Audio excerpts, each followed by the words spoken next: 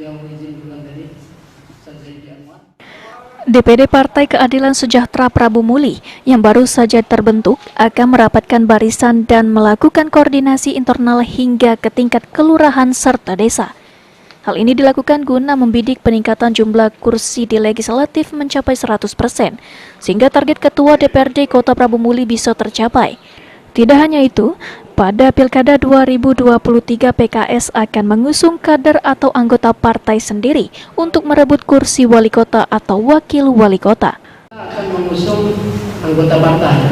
Nanti kita akan munculkan, karena di PKS insya Allah tokoh-tokohnya cukup banyak. Ada Ustaz Malamin, ada Ustaz Adi Chandra, ada Janur Risna, ada saya sendiri, ada Bro Ying juga, Vital Hoyer.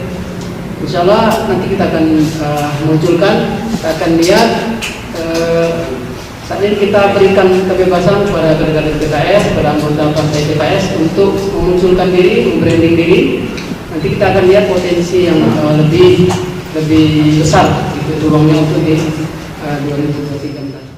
Agar target tersebut bisa tercapai, DPD PKS Kota Prabu Muli akan mempersiapkan seluruh kadernya untuk meningkatkan popularitas maupun elektabilitasnya yang harus dipersiapkan mulai dari sekarang, yaitu dengan kegiatan mendekatkan diri ke masyarakat dan melakukan sosialisasi.